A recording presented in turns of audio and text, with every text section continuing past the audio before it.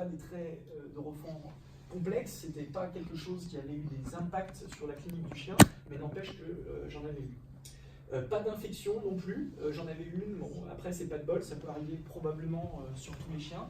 Après peut-être qu'à l'époque on était peut-être pas encore au stade ultime où je suis aujourd'hui, où on prend des précautions très importantes pour ne pas avoir d'infection, où on va vraiment travailler comme une prothèse de hanche. Vous allez faire ça avec 4 champs collés, le grand champ, puis le champ plastique collé par-dessus, le but, et après incision bien sûr, on vient suturer carrément le champ collé à la peau pour éviter tout contact entre la prothèse et la peau. Donc là, c'est vrai que c'est des choses qui ne doivent pas arriver, en tout cas pas de notre fait.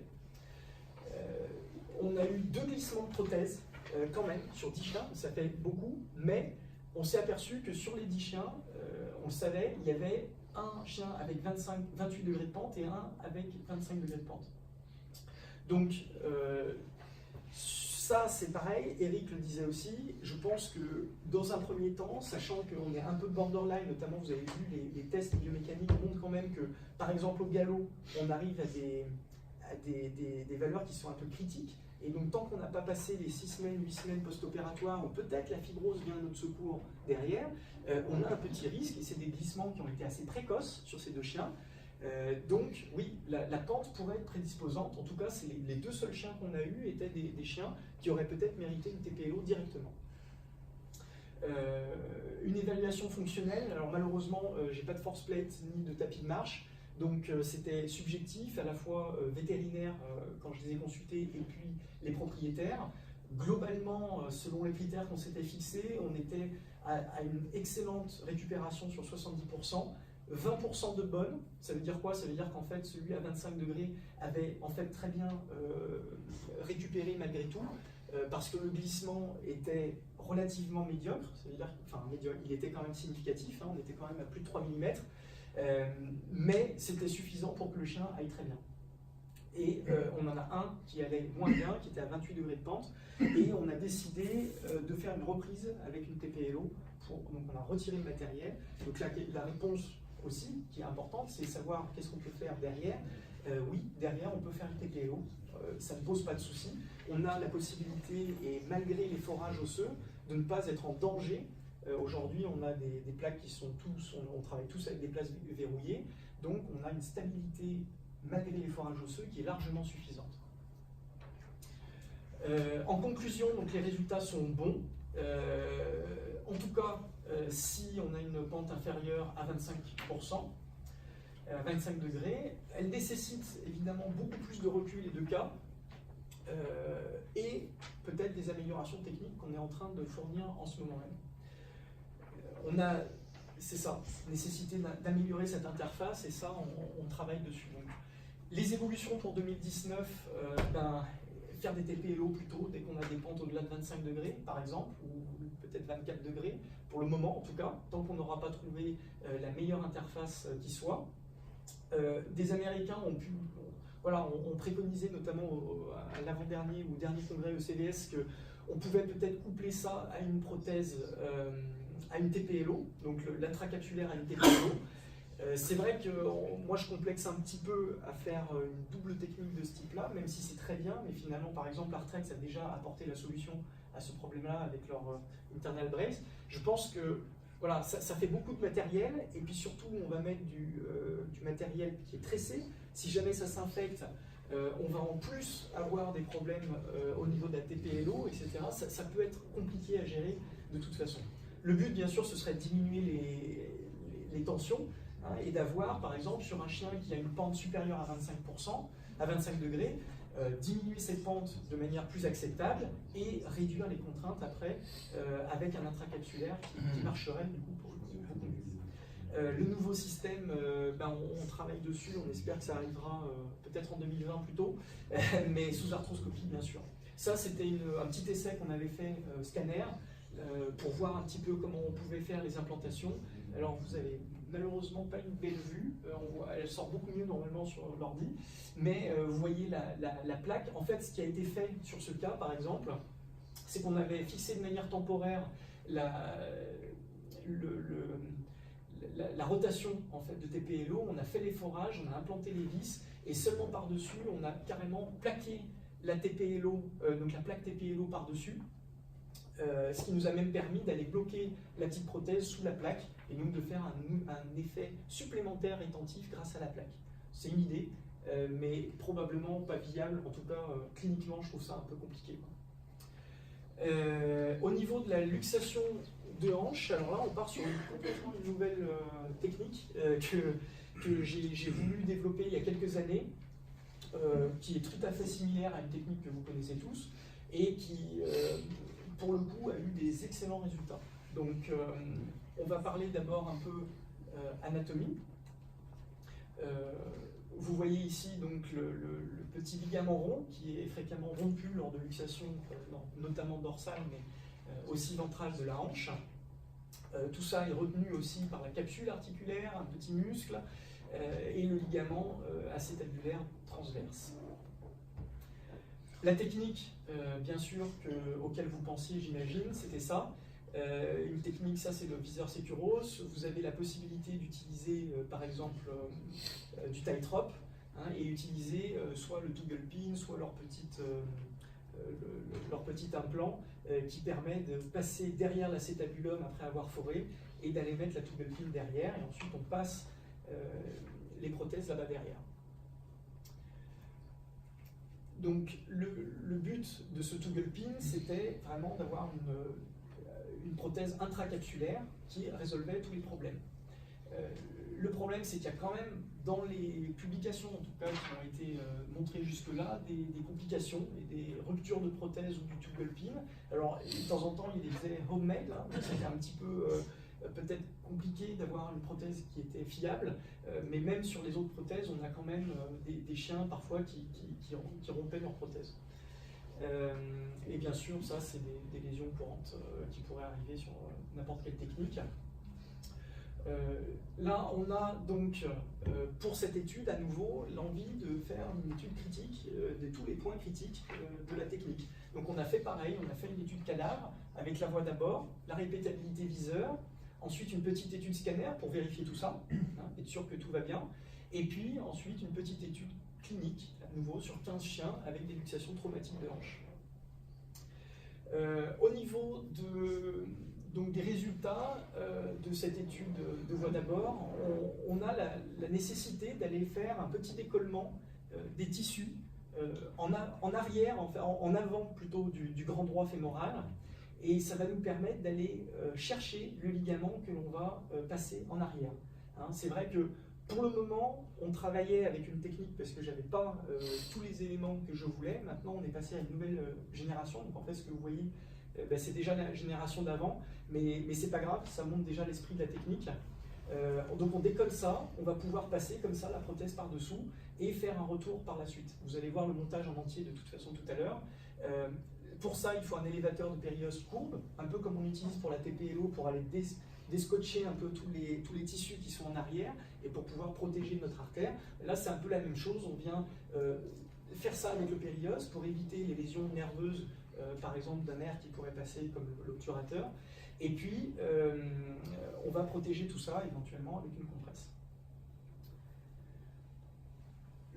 La répétabilité sous scanner a été confirmée, on arrivait à passer exactement là où on le souhaitait, notamment avec une sortie fovea capitis, grâce notamment au viseur Novetech, qui s'est très bien déroulé. On avait 100% de bons résultats là-dessus.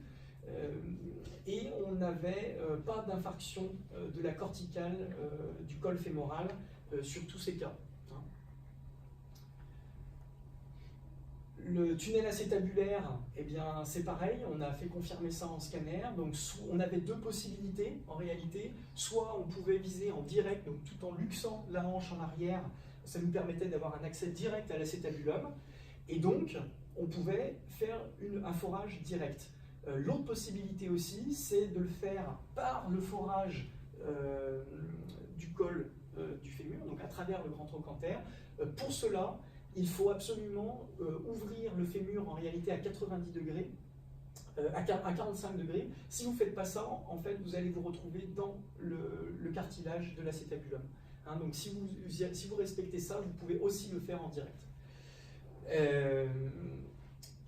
pour finir, ben là, ce que vous voyez, c'est la sortie de ce tunnel derrière l'acétabulum, hein, ça c'est la vue scanner, et puis vous avez ici un petit retour hein, qui nous permet d'aller dans l'ilium, hein, dans le corps de l'ilium, en faisant attention d'avoir suffisamment de marge devant et derrière. En général, on essaye de recommander au moins, pour le moment, parce qu'on n'a pas encore suffisamment de données, mais au moins la taille de la vis, voire un peu plus, de chaque côté.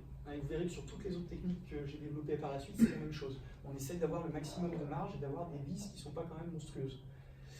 Les risques identifiés pour le tunnel acétabulaire, c'était le potentiel d'ovalisation du forage. Et donc, bien sûr, une perte de tension qui pourrait aller avec. Et puis on avait peur aussi que ça frotte énormément et que le ligament soit de mauvaise qualité, ce qui n'est pas le cas. Et donc, non, la résistance à l'abrasion a été fabuleuse et on n'a jamais eu, en tout cas, même si par exemple on peut se dire que dans les 8 semaines post-opératoires, à nouveau, si ça tient, de toute façon, la capsule articulaire va avoir pris le relais, la fibrose va avoir pris le relais, et on n'aura peut-être jamais de preuve que si rien n'avait tenu, on n'aurait pas eu d'arrachement, à part si on fait une étude biomécanique. Donc voilà, donc ça c'est peut-être des idées aussi à mettre en évidence pour la suite. Les hypothèses, c'est que la cicatrisation de la capsule est probablement plus rapide que l'ovalisation, et donc finalement une fois qu'on a la stabilité acquise de cette hanche, en fait c'est plus très important finalement. Et la prothèse est suffisamment résistante puisqu'on n'a jamais eu de problème de ce côté-là. Des études pourraient être amenées à répondre à tout ça. Un autre problème qui se posait, c'était la longueur du retour et la praticité, bien sûr, de l'insertion de cette vis. Donc, c'est bien d'avoir un petit retour, mais il y a quand même un problème, c'est qu'il ne faut pas s'insérer sur le sourcil acétabulaire, ça peut poser souci aussi. Donc, on est quand même obligé d'être un minimum sur cette technique-là, en tout cas, que je ne fais plus aujourd'hui, mais on était obligé d'être un peu à distance. Et donc, on avait ce souci d'être un petit peu loin du forage de sortie. Donc, avec une petite laxité potentielle, avec avec des frottements notamment, parce que le ligament vient à 90 degrés sur l'os, bien sûr. Donc, pour minimaliser ce problème, on a vérifié ça et on a vérifié que si on se place crânialement à l'acétabulum, vous voyez la distance à peu près, hein, on a ici le sourcil acétabulaire qui descend, et puis là on est sur le méplat du début de l'ilium. Si on se met là à peu près juste au niveau de l'insertion du grand droit, on va être relativement bien positionné et ça va nous permettre de passer la prothèse facilement. Le passage de la prothèse, donc on va passer un petit fil de traction qu'on va récupérer avec un instrument qui est encore en cours de fabrication, mais qui va nous permettre de récupérer très très facilement cette petite prothèse filaire, hein, qui est le fil de traction de la prothèse, et on va pouvoir passer la prothèse au travers de ce ligament. Ensuite, on a le passage dans la tête fémorale qui va être fait ici, vous voyez le petit fil qui va être inséré et qui va être tiré là. Ensuite, vous avez le retour par l'autre côté, hein, donc ici vous allez repasser la prothèse qui est passée de ce côté-là, directement dans le forage en amont de l'insertion du grand droit. Je ne sais pas si c'est très clair. Mais voilà, donc vous avez quand même le retour, hein, c'est bien ce qui est montré ici. La meilleure corticale, c'est vrai qu'elle n'est pas dans l'épiphyse, hein, comme Eric l'a dit tout à l'heure, il faut se méfier toujours des épiphyses, et là on n'a pas beaucoup de tenue. Donc si on mettait une vis d'interférence directement droit dans le col fémoral, on a beaucoup de chances que finalement l'interférence ne soit pas bonne et suffisante. Donc on a préféré, au lieu de ça, faire une vis à 90 degrés avec donc un renvoi à 90 degrés qui permet une meilleure résistance à l'arrachement, mais surtout aussi de trouver des corticales saines, des vraies corticales de diaphyse. Donc la vue d'ensemble, c'est ça, hein, avec... alors là, je suis désolé, elles sont vraiment sombres, les images. Peut-être éteindre. Ouais, peut-être. Voilà. Du coup, pour essayer de comprendre le montage, hein, donc vous avez... Ah voilà, c'est voilà. Ça c'est top. Voilà. vous voyez le retour ici, la vis d'interférence dans l'hélium, la sortie ici donc, que l'on peut remarquer. Alors là, je l'ai fait dessiner un peu trop bas, en fait, le forage sort là. Et puis après, avec un tout petit retour pour la vis d'interférence. L'étude clinique a été faite sur une quinzaine de chiens adultes, de 15 à 45 kg, avec des luxations traumatiques, un consentement éclairé à nouveau, une chirurgie de substitution en cas d'échec, mais il n'y en a pas eu, donc on n'a pas eu besoin, et un minimum de 6 mois de recul. Cette nouvelle technique nous a permis d'avoir des excellents résultats. Dans ces résultats, on avait quand même 4 hanches qui étaient dysplasiques à l'origine et donc qui auraient pu reluxer facilement, éventuellement, qui étaient en tout cas sujettes à complications. Et elles n'ont pas compliqué. On avait 2 hanches aussi, alors ça c'est pareil, c'est des gens qui nous ont absolument forcés à faire la chirurgie, parce que notamment il y en a un, c'était un chien de travail, c'était d'ailleurs le tout premier chien que j'avais fait, c'était un peu sous la torture que j'ai dû la faire, mais j'avais déjà réfléchi à la technique, donc elle n'a pas été improvisée du tout. Mais on avait un quart de la tête du fémur qui était scalpé. Donc moi j'aurais dit, ben non, on ne va pas là-dessus, c'est ridicule. Sauf que c'était un chien gardien de troupeau qui était extraordinaire, qui répondait, qui allait amener, vous disiez juste le nom du champ et il amenait toutes les tarentaises là-bas. Et donc c'était un handicap énorme pour le propriétaire. Donc c'était vraiment une décision propriétaire à chaque fois pour cela, même si je les ai pas du tout poussés à faire ça. On n'a pas eu de récidive de luxation. À ce jour, alors, voilà, on n'a pas eu d'infection. J'espère que ça n'arrivera pas. Après, si ça arrive, il faudra retirer le matériel, bien sûr. Mais après, si la hanche est toujours en place, finalement, ce sera peut-être pas si grave que ça. Et alors, faites très attention. De toute façon, à chaque fois que vous allez travailler sur ces produits-là, ce sont des prothèses tressées. On travaille comme si on faisait une PTH. Donc, ultra sécuritaire au niveau de la sepsie.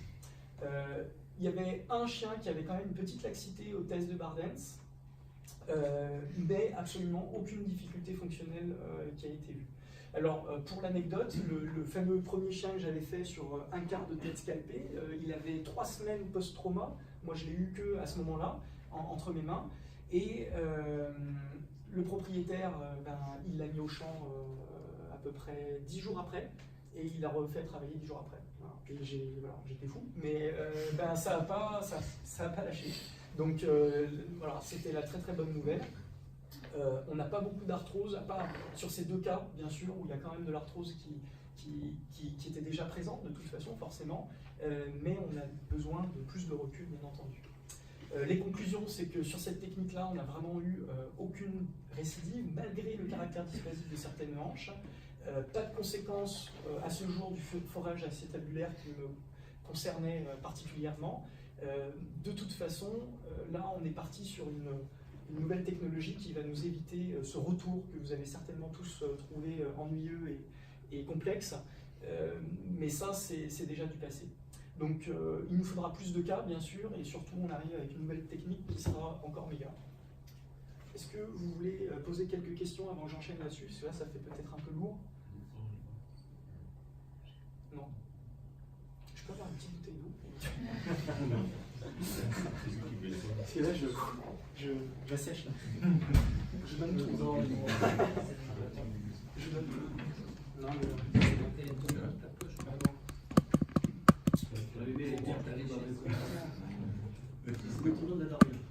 Juste pour réveiller un petit peu. Vous avez des questions un petit peu sur la technique à langue croisée ou hanche, tant qu'on y est. Puis après, on va passer sur les tendinoplasties, donc vraiment sur les tendons, en fait. Après, on attaque 3 techniques chirurgicales sur les tendons. Non. Soyez pas timide, hein. T'as calculé la pente sur les croisés qui allaient bien pour voir si on avait fait des grands ponts qui avaient... Alors oui, il y en a 2 qui avaient des pentes quand même supérieures, malgré tout, et qui avaient lâché. Qui n'avaient pas lâché. Donc, n'empêche que, disons que pour le moment, c'est un principe de précaution. J'ai envie de dire, après, j'ai aucune preuve. Là, c'est purement du clinique, en fait. Hein.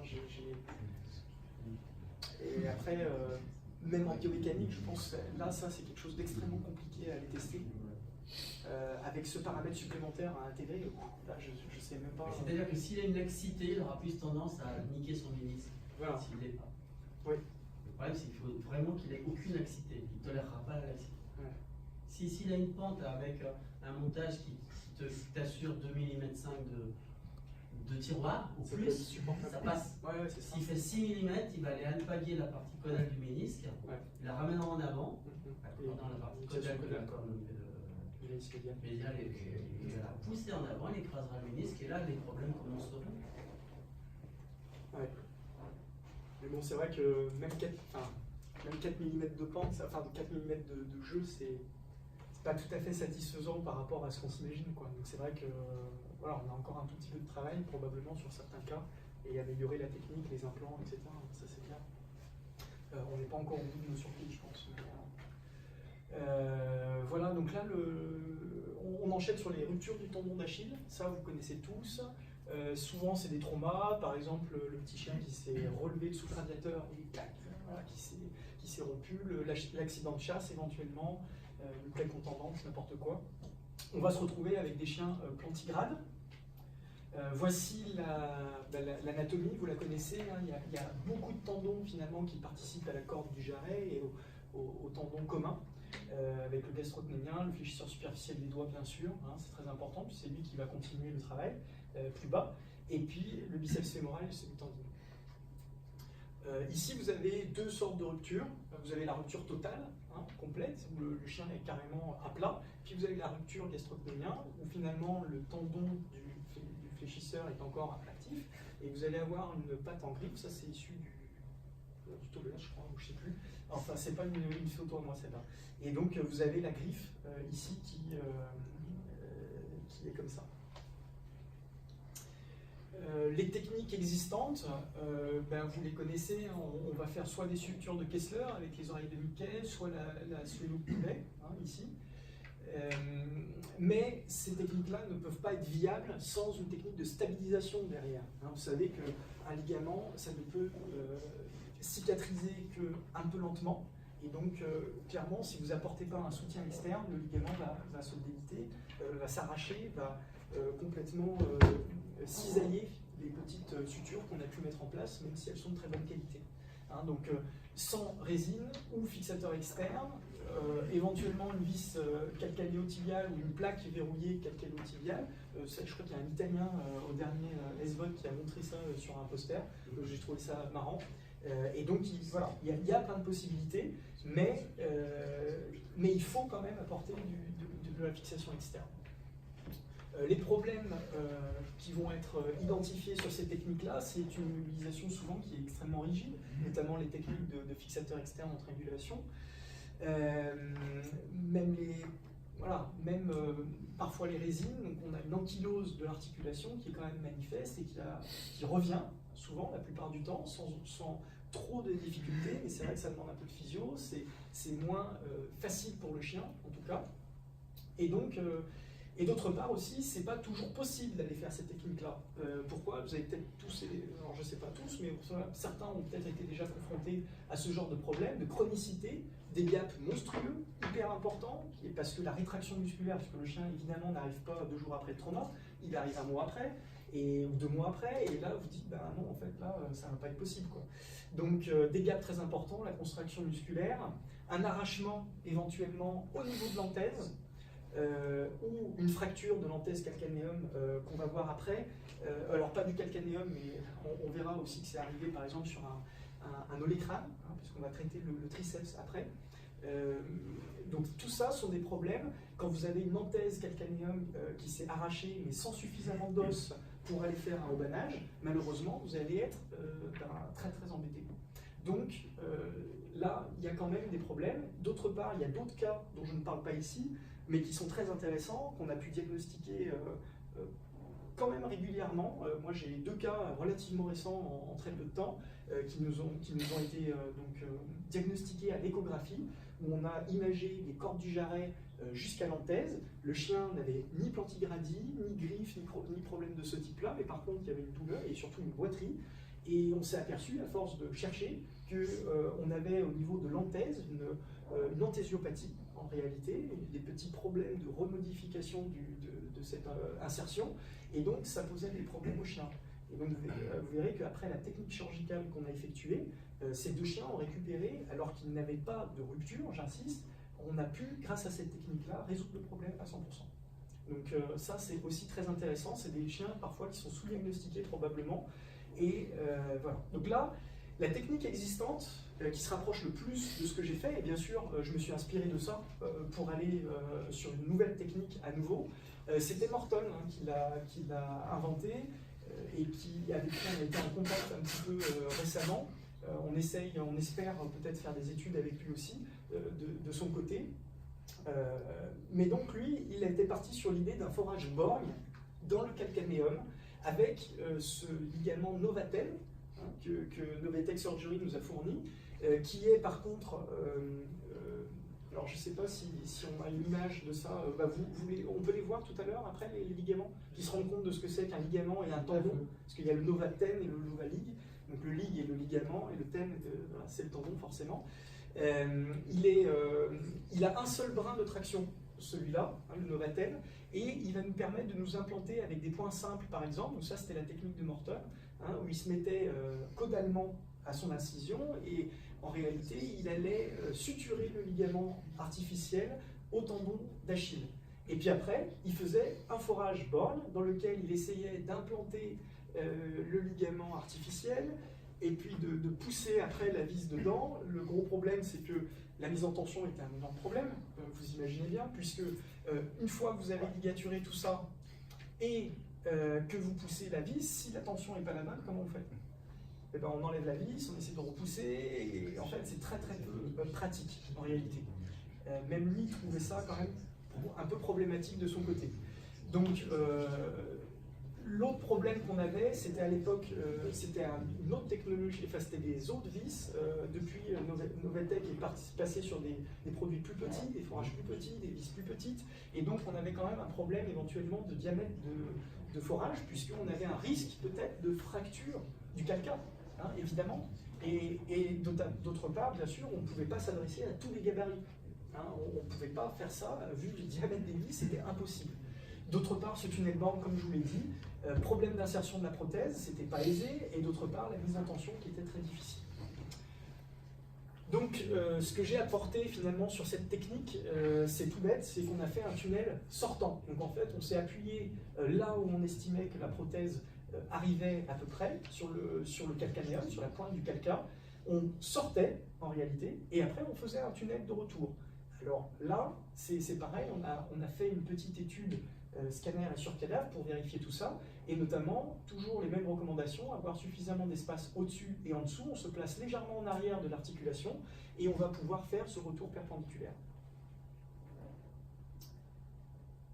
Voilà, donc le tendon, alors la technique que j'utilise, elle est simple, c'est que je vais inciser le tendon pour être sûr d'être intégré carrément dans le tendon, une petite incision longitudinale de 50% à peu près du diamètre du tendon. Ce qui va nous permettre de le glisser. Vous avez vu que en plus maintenant ce ligament, avant il était rond, maintenant en fait c'est une feuille et qui va être facile à glisser en réalité dans cet interstice. Et après vous allez pouvoir placer des points simples, tout bêtement. Donc là vous allez faire, alors moi souvent je fais au moins 8 points simples par sécurité pour apporter le maximum de sécurité. On a envie de tester ça, a priori ça tient extrêmement bien, étonnamment. Cette interface était notre gros souci, on avait peur que ce soit un problème. A priori, je pense qu'on est plutôt sur la bonne voie. Hein. D'autre part, sur le tunnel sortant, pareil, on a donc la possibilité ici de faire le retour, par la suite, ici. Voilà. Et donc là, le gros avantage, c'est qu'une fois que vous avez suturé partout ici, vous allez pouvoir glisser dans le tunnel sortant et juger de la bonne tension que vous avez envie d'implémenter au chien. Donc le plus simple pour cela, bien sûr, c'est d'aller faire un petit signe du tiroir indirect, hein, comme vous le faites pour une TPLO, pour vérifier votre travail par exemple à la fin, ou une TTA, ou tout ce que vous voulez. Et puis vous allez voir que il y a une bonne résistance avec un angle, par exemple en extension du genou. Si vous avez le tarse qui fléchit de trop, c'est pas normal, bien sûr, si le genou est en extension, puisque vous avez ce système des parallépipèdes, hein, qui doit avoir une certaine rétention entre les gastrocnémiens et les muscles quadriceps. Donc là, on a cette possibilité d'aller tester. On peut mettre une petite pince cochère éventuellement. Moi, ce que je fais maintenant, c'est que souvent on passe ce ligament dans le tunnel de retour, hein, parce qu'on a donc ce tunnel de retour. On met une petite pince cochère comme bras de levier entre les deux, à ce niveau de retour, et ensuite on vient donner la bonne tension. Et au moment où on est satisfait, on lâche cette pince cochère et on peut verrouiller avec la prothèse en retour. Et après, on met une autre pince cochère qui va nous permettre de verrouiller la prothèse jusqu'à faire la mise en place de la vis. Petite remarque ici, au début, je faisais mes implantations un peu plus comme Morton de ces tissus, de ces petits points simples qui sont du prolène 0, voire 1 sur certains chiens, gros chiens. Maintenant, je ne les mets plus caudalement. En réalité, je fais même mes incisions crânialement, avec mes points crânialement, ce qui va nous permettre d'éviter tout contact de ces tout petits points qui sont quand même un peu rugueux et qui viennent irriter entre la peau et le ligament. Donc en fait, je cache tout ça du bon côté pour qu'on n'ait plus ce genre de soucis, et ça améliore beaucoup les choses. Voilà. Donc le petit retour perpendiculaire que vous pouvez voir ici. Là, vous voyez la petite prothèse qui revient depuis son forage, hop, elle revient là, et puis elle passe de l'autre côté. Hein, vous avez du coup, par contre, toujours systématiquement une vis bicorticale. Hein, donc attention, bien mettre la petite broche pour être sûr qu'on peut passer facilement, et ensuite visser cette vis. Là, vous voyez le forage ici qui a été effectué. Donc l'étude clinique depuis 2016, j'ai réussi à avoir 10 chiens aussi. J'en ai en fait plus, mais ils n'ont pas encore 6 mois de recul, donc on n'a pas pu les inclure. Ils ont de 18 à 35 kg, une rupture traumatique de la corde du jarret, chacun. Sauf que dans les derniers cas qui n'ont pas encore 6 mois de recul, mais qui en ont quand même déjà 4-5, on a 2 chiens qui ont des problèmes d'anthèse. Et j'en fais un vendredi à nouveau, un chien malinois de travail, qui va être opéré pour une anthésiopathie, simplement. Et on va utiliser à nouveau cette technique-là. Toujours le consentement éclairé, comme d'habitude, des propriétaires, une chirurgie pour les dépanner en cas de problème, à prix coûtant, et toujours 6 mois de recul, ce qui m'a exclu pas mal de cas.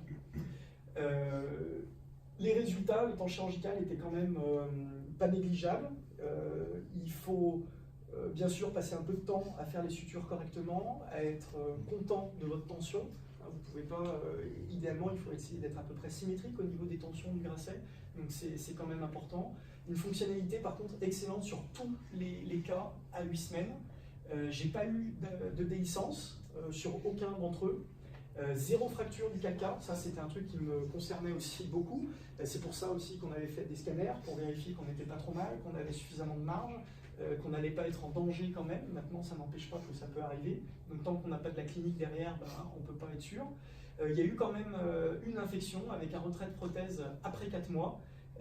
Heureusement pour nous, on a eu de la chance probablement, mais la fonctionnalité a été conservée. Alors, pour ce chien, là j'avais mis une résine, parce que alors ça, vous pouvez osciller comme choix de stabilisation, parce qu'on ne va pas mettre 0 stabilisation quand même, malgré l'utilisation de ce genre de prothèse. Hein, j'estime que quand même il faut au moins 6 semaines, 6 à 8 semaines, disons, de stabilité pour être certain que la fibrose vienne prendre le relais et puis nous aide à parfaire la tension. Mais ce chien, donc j'avais mis une résine. Vous pouvez aussi mettre un bandage avec attelle, ça peut suffire. Hein, on en a déjà fait. Donc ça, c'est quand même un gros avantage. Sauf que ce chien, il brassait énormément. Et on avait dit aux gens, attention, si on met une résine, c'est bien parce que le chien brasse, et donc ça nous donnera plus de certitude que ça ne pète pas. Par contre, vous venez toutes les semaines vérifier que ça marche bien. Ils sont revenus 3 mois après la chirurgie, ils ne sont jamais revenus.